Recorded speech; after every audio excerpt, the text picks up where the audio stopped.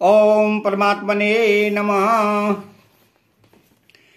जिस समता की प्राप्ति सांख्य योग और कर्मयोग के द्वारा होती है, उसी समता की प्राप्ति ध्यान योग के द्वारा भी होती है। इसको भगवान ने 10वें श्लोक से 29वें श्लोक तक बताया।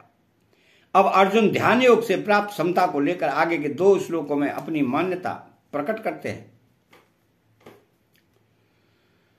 अर्जुन कहते हैं कि यो अयम योग त्वया प्रोक्तः साम्येन मधुसूदन एतस्याहं न पश्यामि चंचलत्वा स्थितिस्थिराम।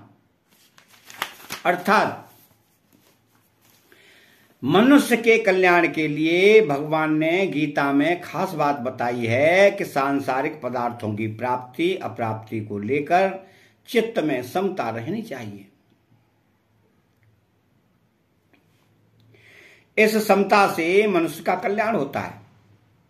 अर्जुन पापों से डरते थे, तो उनके लिए भगवान ने कहा कि जय पराजय लाभ हानि सुख और दुख को समान समझकर तुम युद्ध करो, फिर तुम्हारे को पाप नहीं लगेगा।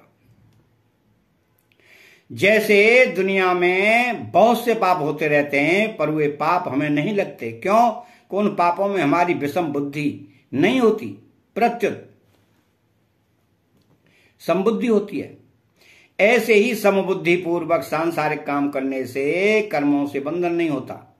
इसी भाव से भगवान ने इस अध्याय के आरंभ में कहा है कि जो कर्म फल का आश्रय न लेकर कर्तव्य कर्म करता है, वही सन्यासी, वही योगी है। इसी कर्म फल त्याग की सिद्धि भगवान ने समता बताई। इस समता की प्राप्ति के लिए भगवान ने ध्यान योग का वर्णन किया है। इसी ध्यान योग के वर्णन का लक्ष्य करके अर्जुन यहां अपनी मान्यता प्रकट करते हैं। यो अयम योग स्थित्वया प्रोक्ता साम्येन। यहां अर्जुन ने जो अपनी मान्यता बताई है वह पूर्व श्लोक को लेकर नहीं है, प्रत्युत ध्यान के साधन को लेकर है। कारण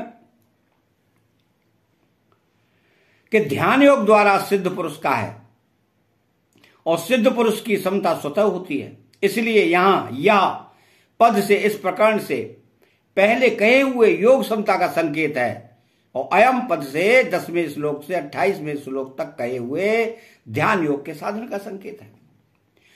तो एतस्याहं न पश्यामि चंचलत्वा स्थितम स्थिराम। इन पदों से अर्जुन का यह आशय मालूम देता है कि कर्म योग से तो समता की प्राप्ति सुगम है, पर यहां जिस ध्यान योग से समता की प्राप्ति बताई है, मन की चंचलता के कारण उस ध्यान में स्थिर रहना मुझे बड़ा कठिन दिखाई देता है।